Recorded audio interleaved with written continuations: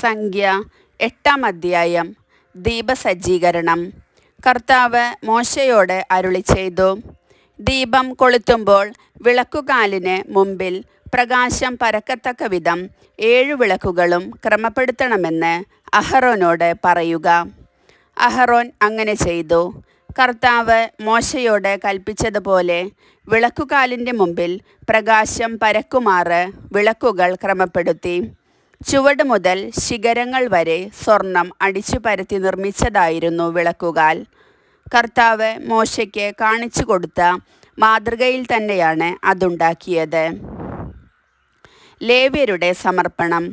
കർത്താവ് മോശയോട് അരുളിച്ചെയ്തു, ലേവ്യരെ ജനങ്ങളുടെ ഇടയിൽ നിന്ന് വേർതിരിച്ച് ശുദ്ധീകരിക്കുക. അവരെ ശുദ്ധീകരിക്കേണ്ടത് ഇങ്ങനെയാണ്: പാപപരിഹാര ജലം അവരുടെ മേൽ തളിക്കുക. ശരീരം മുഴുവൻ ക്ഷൗരം ചെയ്ത് വസ്ത്രങ്ങൾ അലക്കി അവർ തങ്ങളെ തന്നെ ശുദ്ധീകരിക്കുകയും വേണം. അനന്തരം ഒരു കാളക്കുട്ടിയെയും ധാന്യബലിക്കായി എണ്ണ ചേർത്ത നേരിയ മാവും അവർ എടുക്കട്ടെ. പാപപരിഹാര ബലിക്ക് മറ്റൊരു കാളക്കുട്ടിയെയും എടുക്കണം. ലേവ്യരെ സമാഗമ കൂടാരത്തിൻ്റെ മുൻപിൽ കൊണ്ടുവരികയും ഇസ്രായേൽ സമൂഹത്തെ മുഴുവൻ അവിടെ വിളിച്ചുകൂട്ടുകയും വേണം. ലേവ്യരെ കർത്താവിൻ്റെ മുമ്പിൽ കൊണ്ടുവരുമ്പോൾ ഇസ്രായേൽ ജനം അവരുടെ തലയിൽ കൈവയ്ക്കണം. ഇസ്രായേൽ ജനത്തിൻ്റെ നീരാജനമായി കർത്താവിന് ശുശ്രൂഷ ചെയ്യാൻ അഹറോൻ ലേവ്യരെ അവിടത്തേക്ക് സമർപ്പിക്കണം. ലേവ്യർ കാളക്കുട്ടികളുടെ തലയിൽ കൈവയ്ക്കണം. അവരുടെ പാപപരിഹാരത്തിനായി കാളക്കുട്ടികളിലൊന്നിനെ പാപപരിഹാര ബലിയായും മറ്റേതിനെ ദഹനബലിയായും നീ കർത്താവിന് അർപ്പിക്കണം. അഹറോൻ്റെയും പുത്രന്മാരുടെയും ശുശ്രൂഷയിൽ അവരെ സഹായിക്കാൻ ലേവ്യരെ കർത്താവിന് നീരാജനമായി അർപ്പിക്കുക. ഇപ്രകാരം ഇസ്രായേൽ ജനത്തിൻ്റെ ഇടയിൽ നിന്ന് ലേവ്യരെ നീ വേർതിരിക്കണം. അവർ എൻ്റേതായിരിക്കും. ശുദ്ധീകരിക്കുകയും നീരാജനമായി സമർപ്പിക്കുകയും ചെയ്തു കഴിയുമ്പോൾ സമാഗമ കൂടാരത്തിൽ ശുശ്രൂഷ ചെയ്യാൻ ലേവ്യർ അകത്തു പ്രവേശിക്കട്ടെ. ഇസ്രായേലിൽ നിന്ന് തിരഞ്ഞെടുക്കപ്പെട്ട അവർ പൂർണ്ണമായും എനിക്കുള്ളവരാണ്. ഇസ്രായേലിലെ ആദ്യജാതന്മാർക്ക് പകരം ഞാൻ അവരെ എനിക്കായി തിരഞ്ഞെടുത്തിരിക്കുന്നു. ഇസ്രായേലിൽ മനുഷ്യരുടെയും മൃഗങ്ങളുടെയും കടിഞ്ഞൂലുകളെല്ലാം എനിക്കുള്ളതാണ്. ഈജിപ്തിലെ കടിഞ്ഞൂലുകളെയെല്ലാം സംഹരിച്ചപ്പോൾ ഞാൻ അവരെ എനിക്കായി മാറ്റിവെച്ചു.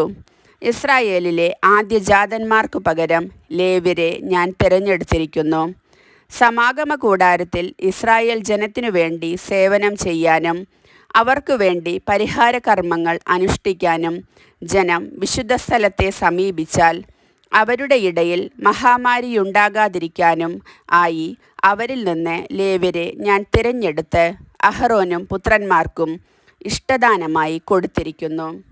മോശയോട് കർത്താവ് കൽപ്പിച്ചതനുസരിച്ച് മോശയും അഹറോനും ഇസ്രായേൽ സമൂഹവും ചേർന്ന് ലേവ്യരെ കർത്താവിന് പ്രതിഷ്ഠിച്ചു. ലേവ്യർ തങ്ങളെ തന്നെ പാപത്തിൽ നിന്ന് ശുദ്ധീകരിച്ചു. വസ്ത്രമലക്കി അഹറോൻ അവരെ നീരാജനമായി കർത്താവിന് സമർപ്പിച്ചു. അവരുടെ ശുദ്ധീകരണത്തിനായി അഹറോൻ പാപപരിഹാര ബലി അർപ്പിക്കുകയും ചെയ്തു. അനന്തരം സമാഗമ കൂടാരത്തിലെ ശുശ്രൂഷയിൽ അഹറോനെയും പുത്രന്മാരെയും സഹായിക്കാൻ ലേവ്യർ അകത്തു പ്രവേശിച്ചു. കർത്താവ് മോശയോട് കൽപ്പിച്ചതനുസരിച്ച് അവർ ലേവ്യരോട് പ്രവർത്തിച്ചു. കർത്താവ് മോശയോട് അരുളിച്ചെയ്തു, ലേവ്യരെ സംബന്ധിക്കുന്ന നിയമമിതാണ്. 25 അതിനുമേലും വയസ്സുള്ള ലേവ്യരെല്ലാം സമാഗമ കൂടാരത്തിൽ ശുശ്രൂഷ ചെയ്യണം. 50 വയസ്സാകുമ്പോൾ ശുശ്രൂഷയിൽ നിന്ന് വിരമിക്കണം. പിന്നെ ശുശ്രൂഷ ചെയ്യേണ്ടതില്ല. എന്നാൽ സമാഗമ കൂടാരത്തിൽ ജോലി ചെയ്യുന്ന സഹോദരന്മാരെ അവർക്ക് സഹായിക്കാം. അവർ നേരിട്ട് ചുമതല വഹിക്കേണ്ടതില്ല. ലേവ്യരെ ചുമതല ഏൽപ്പിക്കുമ്പോൾ നീ ഇങ്ങനെ ചെയ്യണം. കർത്താവിൻ്റെ വചനം.